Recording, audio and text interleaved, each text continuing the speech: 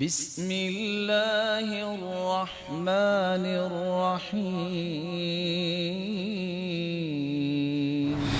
زندگی کے اندر یہ چار باتیں نہ بھلائیے گا، موت کے متعلق چار حقیقتیں نہ بھلائیے گا میرے پیارے بھائیوں اور بزرگوں۔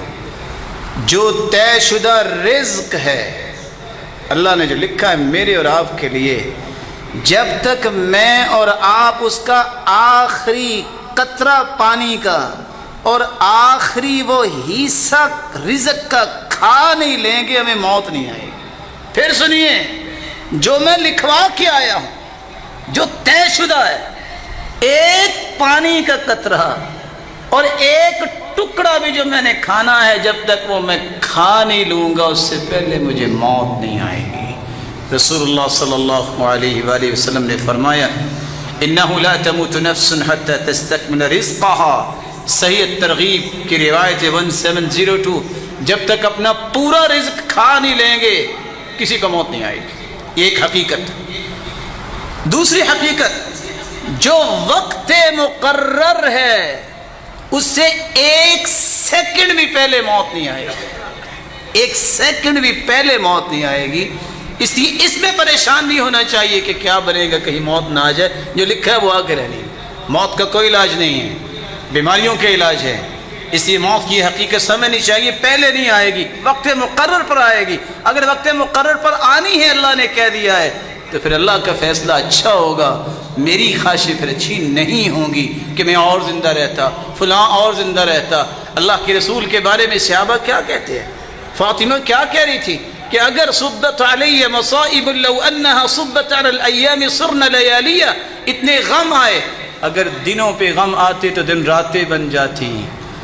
لیکن کسی صحابی نے یہ نہیں کہا کہ کاش اللہ کے رسول مزید زندہ رہتے تو یہ ہوتا۔ قرآن کہتا ہے فَإِذَا جَاءَ أَجَلُهُمْ لَا يَسْتَأْخِرُونَ سَاعَةً وَلَا يَسْتَقْدِمُونَ، جب موت آ جائے تو مؤخر نہیں ہو سکتی۔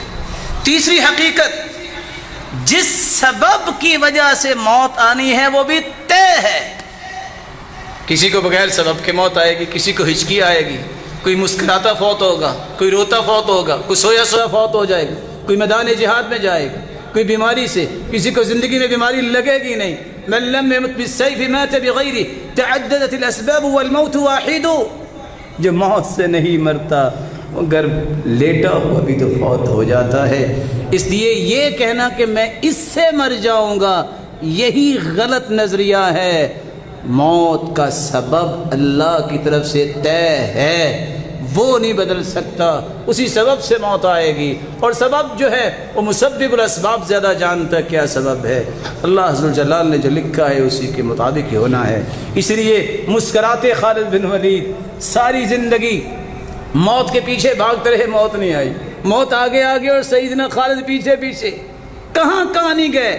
اور راوی روایت کرتے ہیں کہ خالد بن ولید فرماتے ہیں وَمَا فِي جَسَدِي شِبْرٌ إِلَّا وَفِيهِ ضَرْبَةٌ بِسَيْفٍ أَوْ رَمْيَةٌ بِسَهْمٍ، آج میں اپنے جسم کی ایک بلشت دیکھوں تو کوئی جسم کا اتنا بھی حصہ خالی نہیں جہاں تلوار اور تیر کا نشان نہیں ہے، لیکن موت نہیں آئی۔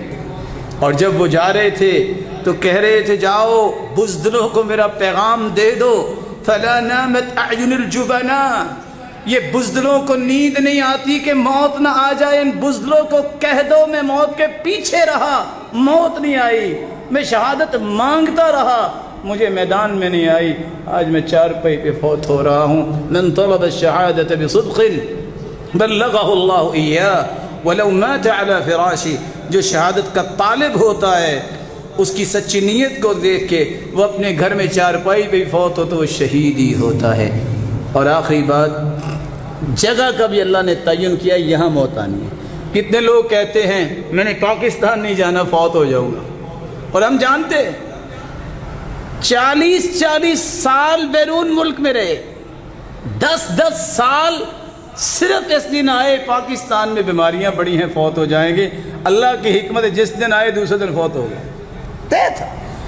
حدیث کے الفاظ ہیں، رسول اللہ صلی اللہ علیہ وآلہ وسلم نے فرمایا اذا قضى الله ميتة عبد بأرض جعل له إليها حاجة، اللہ نے جس جگہ پہ انسان کو موت دینی ہوتی ہے وہاں اس کی ضرورت رکھ دیتے ہیں. وہ گیا ہوتا ہے ضرورت پوری کرنی، تو فرشتے کی بھی زندگی کے کچھ احکامات اللہ نے دے رکھے ہیں. فرشتہ آتا ہے اور اپنی ذمہ داری کو پورا کر لیتا ہے. اس لیے ان 4 حقیقتوں کا پتہ چل جائے تو کوئی پریشانی انسان کو تنگ نہیں کرتی. صرف ایک غم اور پریشانی رہنی چاہیے. الہی وقت بھی مقرر ہے، جگہ بھی مقرر ہے اور سبب بھی مقرر ہے، لیکن میرے مالک تو مالک ہے. لے جانا اس حالت میں کہ تو راضی ہو جانا اور اس جنت کا وارث بنانا جہاں دنیا کا کوئی دکھ اور غم اور پریشانی نہیں ہوگی. اللہ ہم سب کو جنت میں جمع فرمائے اور اپنے محبوب کا دیدار نصیب فرمائے اور اپنا بھی دیدار نصیب فرمائے. وآخر دعوانا الحمدللہ.